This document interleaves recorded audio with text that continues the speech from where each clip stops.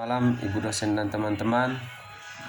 Saya atas nama Justinus Agung dari kelas A semester 5 NIM 18011-522. Di sini saya akan membahas materi perkembangan peserta didik, dan tema yang saya akan bahaskan adalah tugas-tugas perkembangan remaja. Masa remaja adalah salah satu rentang kehidupan individu. Masa ini adalah segmen yang paling penting dalam siklus perkembangan individu dan merupakan masa transisi yang dapat diarahkan kepada perkembangan masa dewasa yang sehat. Tanda-tanda masa remaja. Yang pertama adalah perkembangan sikap dependen kepada orang tua ke arah independen. Yang kedua adalah minat seksual. Yang ketiga, kecenderungan untuk merenung atau memperhatikan diri sendiri, nilai etika, dan isu-isu moral. Tugas-tugas perkembangan remaja. Yang pertama itu menerima fisik sendiri atau keragaman kualitasnya. Yang kedua, mencapai kemandirian emosional dari orang tua atau figur-figur yang mempunyai otoritas. Yang ketiga, mengembangkan keterampilan komunikasi internasional. Yang keempat, mampu meninggalkan reaksi dan penyesuaian diri, sikap atau perilaku kekanak-kanakan. Dalam membahas tugas-tugas perkembangan remaja, ada beberapa klarifikasi dari beberapa kategori di atas yang saya sebutkan tadi. Yang pertama adalah kematangan emosional ke dalam tingkah laku kita. Yang kedua adalah kematangan minat-minat seksual. Yang ketiga adalah kematangan sosial. Yang keempat, emansipasi dari kontrol keluarga. Yang kelima, kematangan intelektual. Yang keenam, memilih pekerjaan. Yang ketujuh, menggunakan waktu senggang secara tepat. Yang kedelapan, memiliki filsafat hidup. Yang kesembilan, identifikasi diri mengenai tujuan perkembangan remaja. Secara rinci, Hevikus menjelaskan tugas-tugas perkembangan sebagai berikut. Yang pertama itu mencapai hubungan yang lebih matang dengan teman sebaya. Poin pertama, hakikat tugas. Yang pertama adalah belajar melihat kenyataan anak wanita sebagai wanita dan anak pria sebagai pria. Yang kedua, perkembangan menjadi orang dewasa di antara orang-orang dewasa lainnya. Yang ketiga, belajar bekerja sama dengan orang lain untuk mencapai tujuan bersama. Yang keempat, belajar memimpin orang lain tanpa mendominasinya.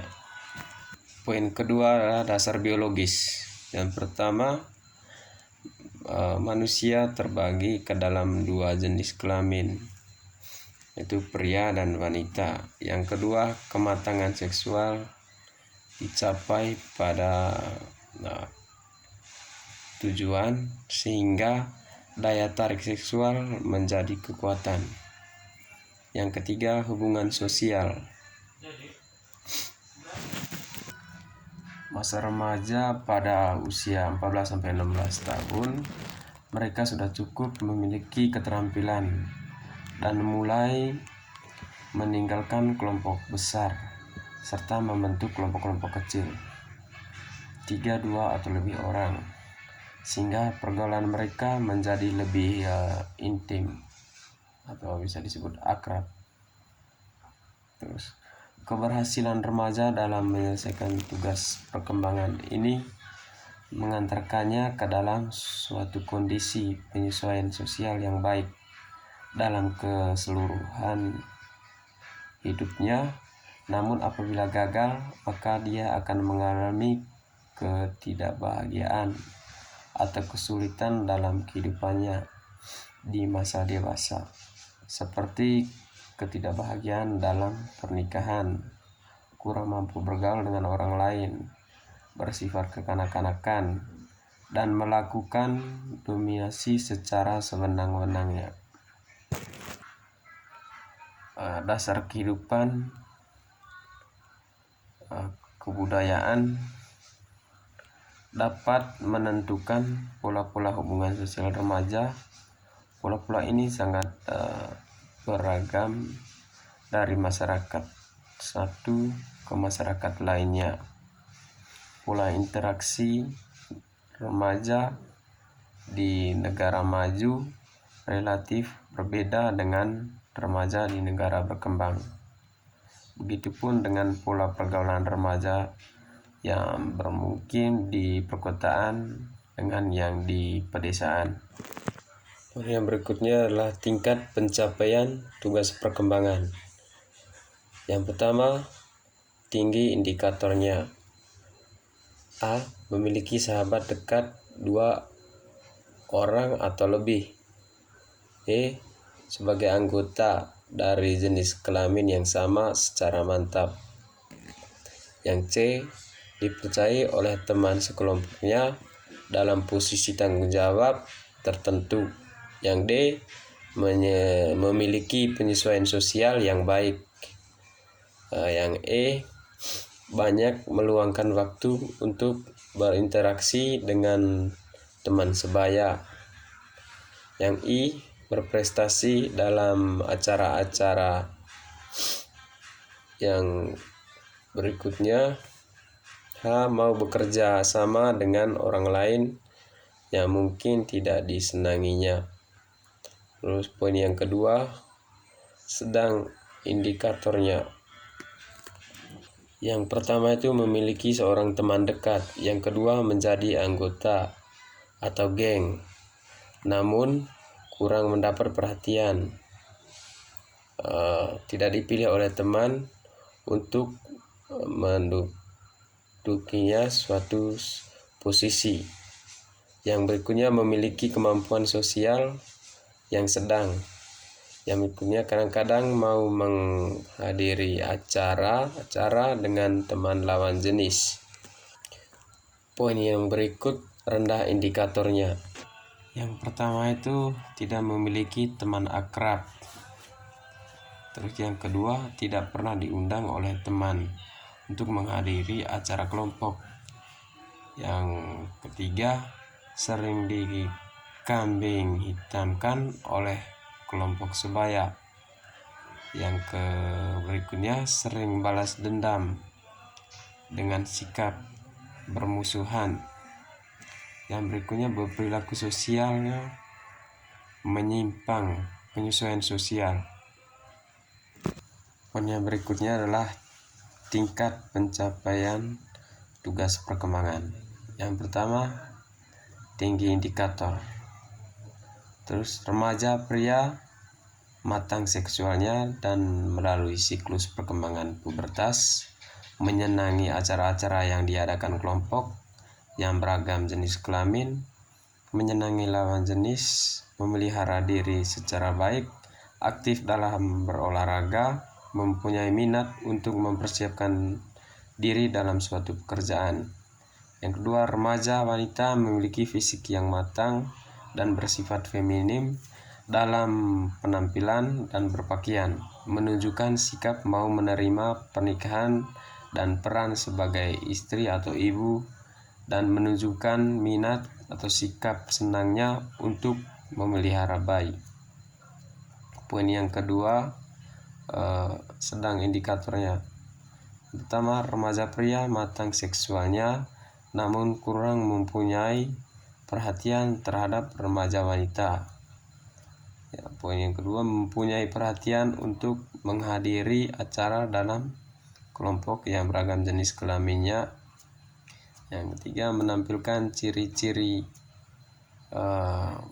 kualitas namun masih ragu, takut atau menolak peran heteroseksualnya. Yang berikutnya adalah menerima keadaan fisik dan menggunakan secara efektif. Yang berikut, hakikat tugas perkembangan. Tugas ini bertujuan agar remaja merasa bangga atau bersikap toleran terhadap fisiknya. Poin yang kedua, dasar biologis. Siklus pertumbuhan remaja melibatkan